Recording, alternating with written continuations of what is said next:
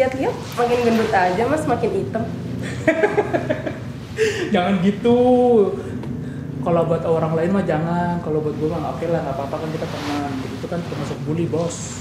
Tapi beneran tau mas, makin jelek aja.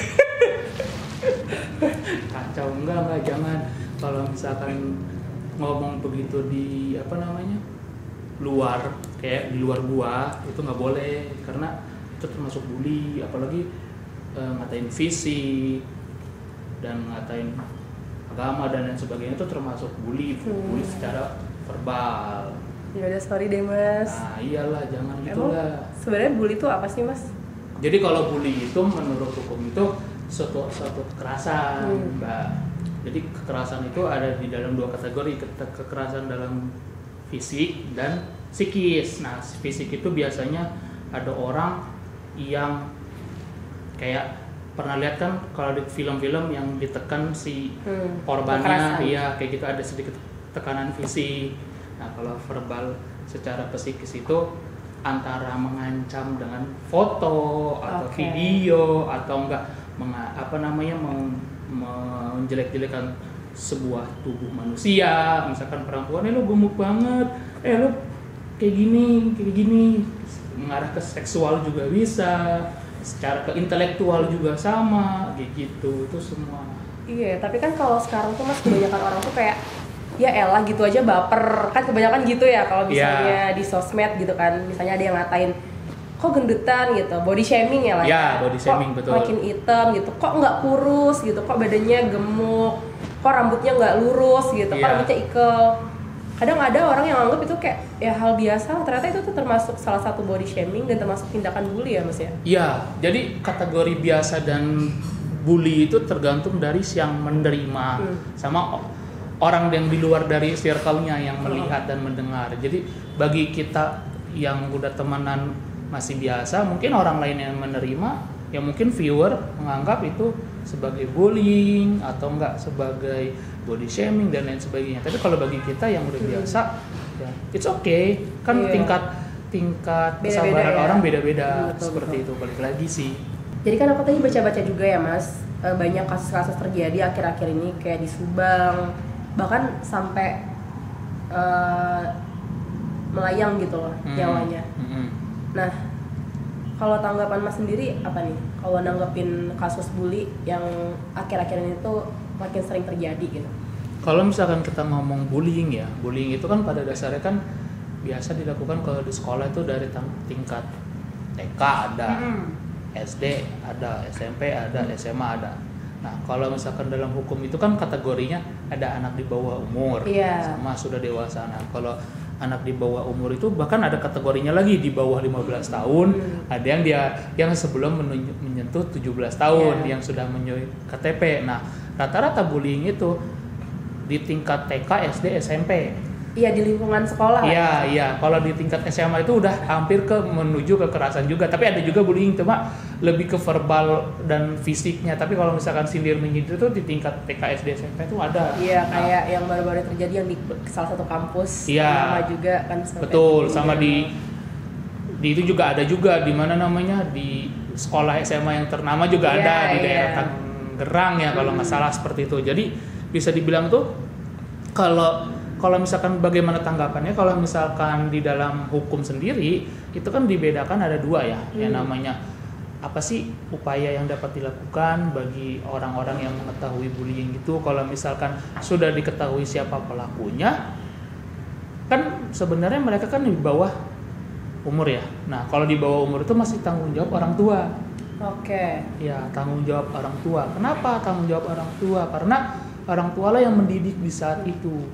Karena dia bawah naungan orang tua, masih dikasih jajan, dikasih pendidikan, itu tanggung jawab orang tua. Nah, kenapa tanggung jawab orang tua, dan orang tua itulah yang harus menjadi mintain ganti kerugian menurut saya. Jadi kenapa? yang paling bertanggung jawab ya. Betul, alasannya adalah di dalam hukum tuh ada di pasal 1367 KUH Perdata itu dikatakan bahwa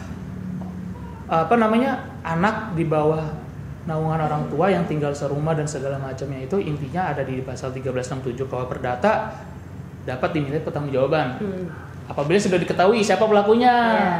Tapi kalau misalkan tidak diketahui, yang biasa dibilang rame-rame, minimal kalau ada CCTV ya anak-anak itulah yang dimintai pertanggungjawaban orang tuanya. Jadi kalau misalkan ada orang yang bully ramean, minta tanggung jawab sama orang tuanya secara mental. Itu kan kalau ada biaya-biaya material dan imaterial itu bisa dimintai pertanggungjawaban di pengadilan. Jadi anaknya sendiri nggak dihukum kalau dari jalur perdata.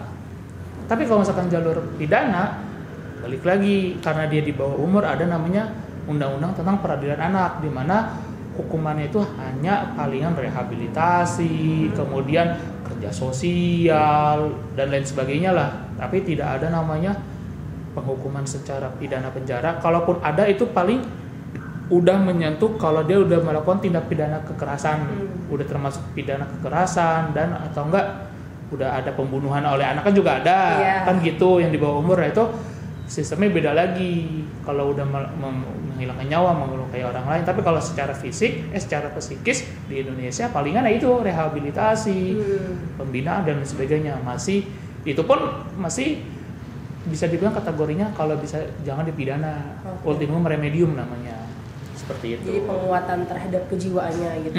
Betul. Jadi kayak psikologi si anak itu ditekankan untuk dibina lagi dalam hukumannya. Tapi kalau misalkan perdata, orang tuanya yang kita hukum. Kamu punya anak nggak bisa didik, anak saya jadi korban, saya udah eman-eman kan gitu. Biaya banyak, anak, terus anaknya jadi nggak mau sekolah. Udah, kami sudah bayar sekolah anak mahal-mahal, ketemu anak bapak, kan gitu. Ya kan otomatis siapa yang disayang? Orang tuanya nggak bisa ngedidik anaknya, udah sekolah mahal-mahal kayak gitu.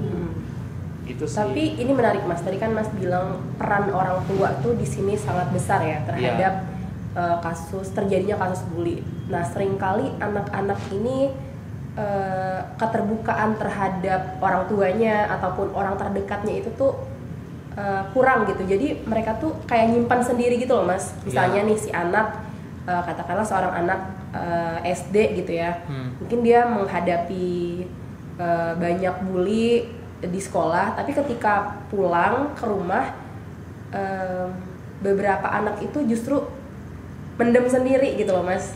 Nah jadi kan keterbukaan terhadap orang tua itu kan tidak terjadi. Nah kira-kira gimana sih maksudnya agar anak ini juga mau terbuka gitu loh, karena kalau misalnya dia terbuka berarti kan tindakan bully itu dapat segera dicegah, karena kalau misalnya didiamkan dalam waktu yang lama kan bisa berakibat fatal gitu kan. Dia jujur untuk pertanyaan itu dari sisi psikologi anak saya tidak bisa jawab. Tapi kalau misalnya secara pengalaman mengenai kasus dan sebagainya, biasanya itu orang tua itu lebih menitik beratkan mungkin di luar sana jadi teman, ada boundary-nya. Kemudian kalau memang terbiasa anak itu kan banyak itu ya, banyak sifatnya ya katanya. Kayak misalkan dipelototin sedikit langsung nangis. Nah itu mungkin ada sifat seperti itu. Ada yang jadi yang ingin didengar. Nah balik lagi kalau misalkan kedua orang tuanya sama-sama pekerja, itu yang jadi PR. Nah balik lagi kalau sama-sama pekerja, palingan ketika sudah pulang jangan sibuk lagi dengan gadgetnya. Jadi lebih ke anak. Seperti itu sih, kayak saya juga kayak gitu. Kalau misalkan kita keluarga baru pun harus sama juga ketika memiliki anak. Ketika udah di rumah itu ya udah fokus di rumah aja. Kalaupun memang itu menjauh dulu, jangan di depan anaknya ketika membalas chat atau apa, setidaknya gitu biar tidak dicontoh. Jadi gitu anak merasa punya teman gitu ya, punya teman berbagi. Iya betul, dan ada objek yang bisa buat berbicara sama orang tua kayak gitu. Kalau ngomongin soal instrumen hukumnya nih atau payung hukumnya, sebenarnya kan kita udah punya undang-undang perlindungan anak juga ya. Betul. Nah kira-kira undang-undang itu tuh udah cukup belum sih melindungi anak-anak di Indonesia itu? Sebenarnya kalau dibilang cukup itu cukup, tapi kalau misalkan implementasinya gini, balik lagi kalau anaknya pendiam, terus guru-guru di sekolah tidak ada fasilitas untuk preventif atau enggak ketika ada diketahui orang tua kedua belah pihak tidak langsung dipanggil atau enggak ya seperti tadi kalau misalkan mau instrumen diperpanjang yang diselesaikan secara hukum antara orang tua anak nggak boleh kayak gitu.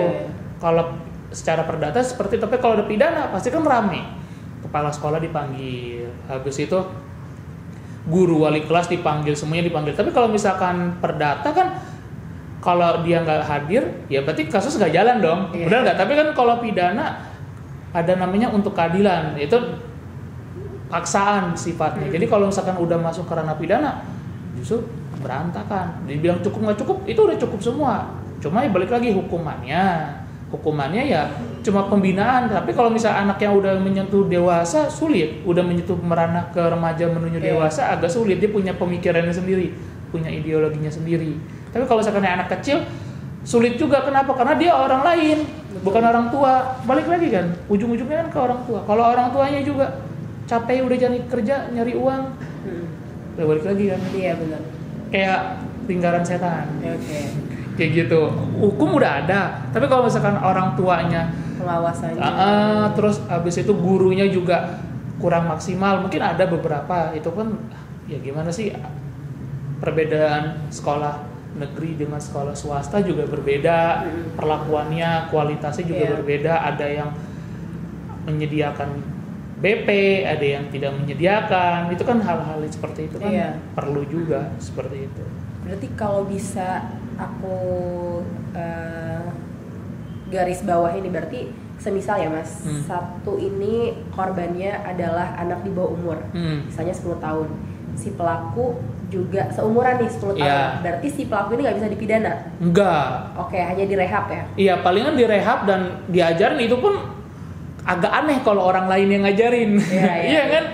Siapa dia gitu loh, nggak punya hak dia, kecuali diminta oleh orang tuanya. Kalau orang tuanya sudah tidak mampu, benar tidak? Kan lebih. Tapi kalau misalnya korbannya itu anak di bawah umur, tapi pelakunya sudah di atas 17 tahun, itu penyelesaiannya gimana? Nah, kalau itu kan otomatis masuknya perlindungan anak yang dimana bukan masuk ke undang-undang perlindungan anak yang pelakunya itu pelaku dewasa. Ya, jadi otomatis pelakunya itu kena undang-undang KUH pidana biasa. Ditambah juntonya pemberat. Gitu, pemberatnya ke undang-undang perlindungan anak. Jadi kemungkinan akan ditambah sepertiga hukumannya. Karena kan ada perlindungan terhadap anak yang misalkan ada pencabulan, sodomi, itu kayak gitu. Itu kan termasuk bullying terhadap seksual, kan gitu, ada juga kayak gitu sih. Nah kalau bully ini sendiri Mas, hukumannya itu maksudnya berapa tahun gitu atau harus bayar denda atau gimana Mas? Kalau misalnya pelakunya tadi ya dewasa tadi. Kalau misalkan secara praktek ya biasanya itu para pelaku yang dewasa itu di atas 5 tahun ya. Berarti di atas ancamannya di atas 5 tahun. Itu dimana kalau udah di atas 5 tahun pada saat proses penyelidikan dan penyidikan itu udah berarti akan dipidana penjara dulu, ditahan dulu untuk sementara waktu sampai putusan pengadilan. Kemudian putusannya berapa barulah, tapi ancamannya itu di dalam undang-undang 5 tahun. Nah, kemudian apalagi ada namanya sekarang kebiri kan. Nah, itu ada satu pelaku yang berhasil dikebiri kan sampai akhirnya dia nggak entah itu benar apa tidak itu kasusnya. Ya kan gitu, sampai dia stres atau apa saya nggak tahu. Tapi itu udah diimplementasiin oleh negara. Itu untuk dari dewasa ke anak. Tapi kalau sesama anak ya balik lagi. Ya maaf ya, ini anak kecil gitu. Iya, betul. Nah, kira-kira nih Mas, apa sih yang menjadi penyebab kasus bully itu semakin marak terjadi di sekolah dan kayak nggak ada ujungnya gitu? Nah, kalau misalkan ditanya penyebab, biasanya tuh penyebab itu ada banyak. Apalagi sekarang zaman gadget ya. Biasanya itu ada sosmed. Sosmed itu kayak dia kalau masih SMP mungkin dia suka girl band, K-pop atau apa, atau enggak grup band mana atau grup band Indonesia mana dia suka tuh saling bully, lo dia penyanyinya jelek, gitu. Itu bisa jadi saling bully. Pantesan lu suka grup band A, orang sama wajahnya jelek atau enggak badannya gimana, itu bisa termasuk dari sosmed. Yang kedua bisa juga mengenai game. Dari game itu kan orang lagi main game bareng, nah kalah nih Terus orang yang menyebabkan kekalahan itu dibully mati-matian, entah di dalam grup itu atau enggak sampai teman di sekolahnya dihujat dia, dan dia kan pasti punya geng-geng atau apalah seperti itu. Kemudian dari teman olahraga, pergaulan itu banyak sekarang, apalagi karena ada sosmed ditambah lagi. Dulunya kan cuma olahraga, cuma di dalam kelas, tapi karena ada sosmed, ada game online, itu jadi semuanya gitu sih. Oke. Kalau ngomongin solusinya nih Mas, kira-kira apa sih solusi yang bisa dihadirkan gitu untuk mengatasi kasus bully atau kasus perundungan di sekolah ini Mas? Kalau misalkan ditanya solusi ya, sebenarnya pada dasarnya ya, bully itu kan dari kita punya kakek pun udah pasti ada bully ya. Iya. Iya kan? Bahkan Pak Presiden Prabowo pun dibully ketika dia lagi sekolah di Amerika.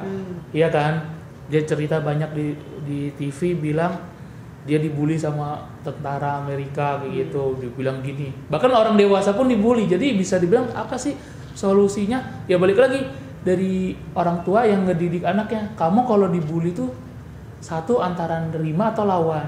Nah kalau lawan tuh gimana, dengan cara misalkan dengan cara prestasi, kan gitu. Kalau misalkan nerima ya udah terima, tapi jangan dijadiin dendam. Kayak semua itu kita tidak bisa menjaga omongan orang. Cara terimanya seperti itu. Kita terima apa yang diomongin karena kita kan bisa dibilang tidak bisa menjaga sudut pandang orang. Iya, betul. Masalahnya di situ, penerimaan di situlah yang jadi kunci, atau enggak lawan dengan prestasi seperti itu. Itu aja sih, dua itu, penerimaan atau enggak lawan dengan prestasi. Dan juga gitu. Mungkin penegakan hukumnya juga kali ya. Penegakan atau enggak pengawasan. Penegakan itu kan terjadi apabila pengawasan gagal. Tapi yang paling utama selain diawasi ya anaknya itu dulu yang terjadi korban bully. Kalau misalkan dia bisa bertahan, benar nggak? Iya. Kayak gitu kan, orang bully itu ketika dilawan atau ketika tidak dilawan kan pasti mereka itu akan senang. Yang membuli itu makin ada energi dia. Oh ini biasa nih barang gua nih kan gitu sih. Mas tadi kan Mas bilang nih kalau misalnya presiden kita aja dulu pernah jadi korban bully gitu. Betul. Ya. Tapi mungkin itu yang menjadikan dia semakin kuat gitu. Iya. Nah, kalau misalnya anak zaman sekarang nih banyak istilahnya tuh generasi rapuh gitu ya. Dikit-dikit baper. Nah, itu tuh beda nggak sih? Apakah zaman dulu tuh sebenarnya udah banyak juga nih bully, tapi dulu tuh mereka nganggap itu tuh bukan bulian gitu, kayak dianggap hal biasa. Nah sekarang tuh udah beda atau gimana Mas? Kalau misalkan ditanya begitu, mungkin karena keterbukaan informasi ya. Oke. Nah kalau misalkan kita bilang keterbukaan informasi, anak-anak sekarang bisa menganggap itu bully dan bagaimana perasaannya itu karena sekarang informasi semakin banyak dan dia bisa tahu, oh kalau bully itu biasanya itu sifatnya apa, kita bisa menanggapi itu sedih, terluka hatinya, dan dia tuh meminta kepada orang pelakunya itu meminta maaf minimal kan gitu. Tapi kalau zaman dulu ketika itu lawan dibully lawan kan gitu. Tapi kalau misalkan sekarang karena kita udah cara mengatasi sakit hati, semua pasti di Google ada, apalagi AI kayak gitu, cara membuat orang minta maaf, kan gitu. Kita terbully kayak gitu, jadi apa-apa larinya ke Google, apa-apa larinya ke sosmed, jadi minta insight orang. Kalau dulu mah enggak, hanya diri dia yang bisa menyelesaikan kayak gitu, dan ditambah lagi penerimaannya lebih besar dibandingkan yang sekarang lebih ke cari solusi, tapi bukan ke orang tua, melainkan utamanya ke gadget dulu, gitu. Makanya dibilang rapuh. Iya. Gitu. Kalau Mas sendiri rapuh nggak nih tadi saya katain? Karena kan kita udah teman ya, udah lama, udah tahu. Jadi dan kita juga udah dewasa juga, enggak lah.